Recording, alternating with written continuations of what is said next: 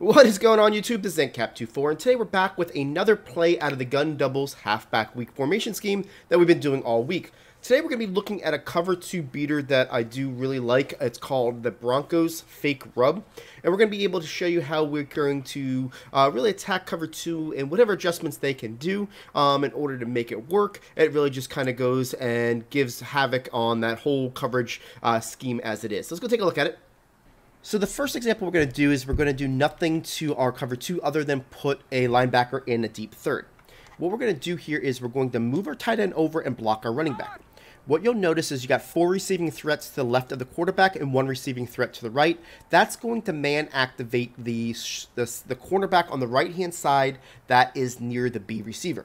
Now, typically speaking, you're going to be able to get this throw pretty easily to the A receiver as long as they don't change up their zones. To deactivate man coverage, you've got to do underneath over the top coverage. And typically speaking, most people aren't going to do that the first time around until they see that you get them beat. So I usually get a free play with this to start off with. What you'll notice is that the A is going to do great speed in route. He's going to get clear everybody out, and you're going to get a nice 15-yard gain, okay? That's typically what happens the first time I run this play. Now, if your opponent has the knowledge of the game, notices that you do this motion, and he says, you know what, I'm not going to let him do it next time I play cover 2. What they're going to do is they're going to go underneath over the top coverage.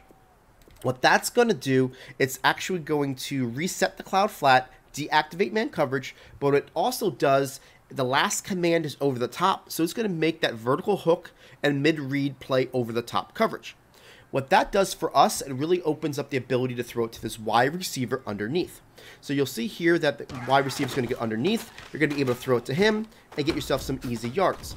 Typically speaking, most people aren't going to play that far underneath to grab that play, so it's usually a pretty easy throw. You'll see over here, you're going to be able to go underneath.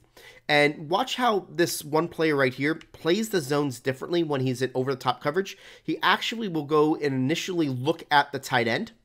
Then he's going to back up, and because of that X route on the left-hand side, which is actually Sanu, not Julio Jones here, he's going to keep on backing up, and that's what's going to give us that ability to throw this underneath, catch that ball, and get up the field.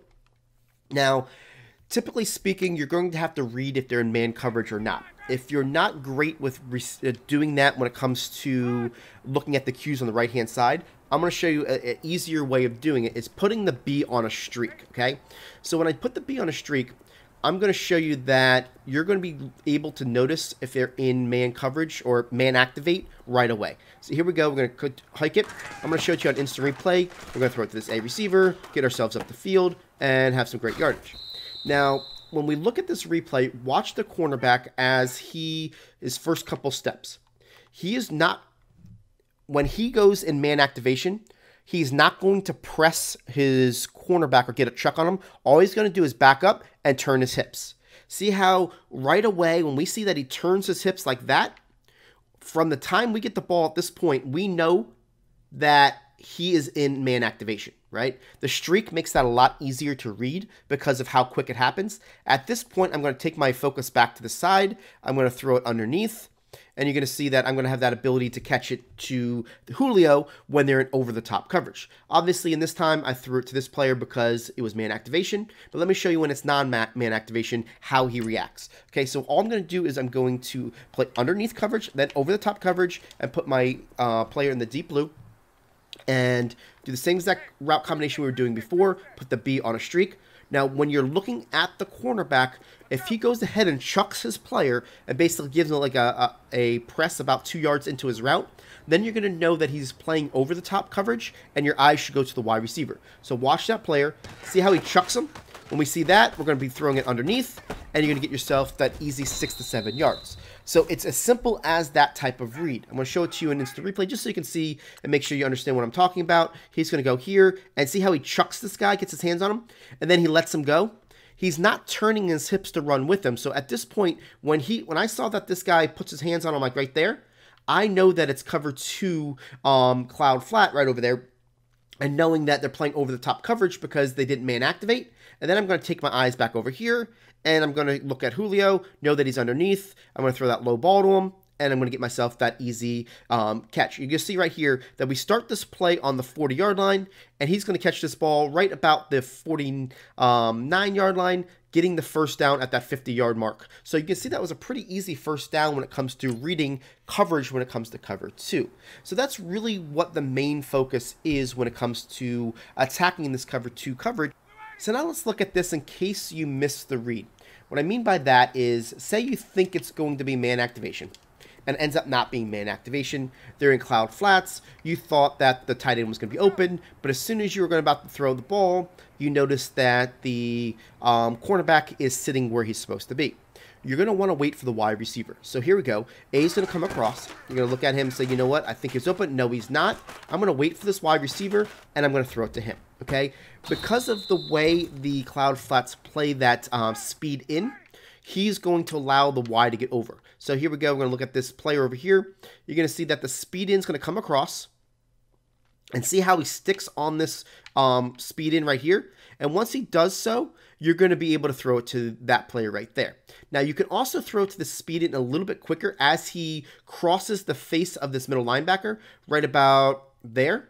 But you got to worry about this cornerback right there. So if you're going to do that, I would highly suggest you low pass it. I'll show you the throw on that. Now, typically speaking, I'm going to wait for the Y just as long as I've got the protection, because you can tell that you're going to need a little bit more protection in order to do so. So we're going to go like this and make sure that we're in a cloud flat this time. And you're going to see that this A is going to go across the field. As soon as it crosses that, see how I was able to low pass that? As long as he's in front of that linebacker, you're going to be able to go ahead and low pass it as he crosses the face of him. So here we go. You see how it is. If I was to leave this out there, there's a good chance that that 91 zone would have jumped it a little bit further, but because I'm doing a low pass, I'm shortening his route, and I'm giving him the much better opportunity of catching this ball and not getting hit and being able to get the first down. So you've got several different ways you can run this play.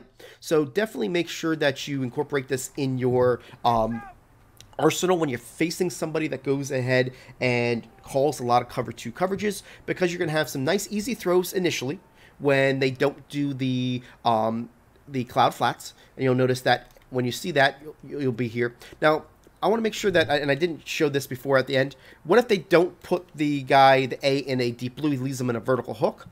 The A does a good job of being a speed route, so he's going to be able to speed past his guy and get to the end. Hooper is not as fast as Wagner, okay? Hooper's not a fast tight end, but because of the way it works, if they don't put the guy in the deep blue, one, you're going to have the ability with this B receiver to kind of challenge the middle of the field, but don't worry, the A is going to do kind of a speed route. You can see how you're going to be able to throw it to him the outside as he gets across the field. So I just want to make sure that I showed you that. I meant to do that earlier in the video, but I kind of missed that as we were talking. So this is a great cover 2 beater, guys. Definitely put it in right away. It gives you the ability to man activate if they are not doing that from the onset. If they never adjust, then you can do this all day on them when they play the cover 2 and really have some great success with it. We do appreciate you guys watching this video. Make sure you tune in for tomorrow's video on Friday in order to see, we're going to come with a cover 3 bomb in that video, because we haven't done any bombs on this formation scheme yet, so we want to make sure that we leave you with one. So make sure you tune into that as we wrap this series up. We appreciate you all, and we'll catch you tomorrow.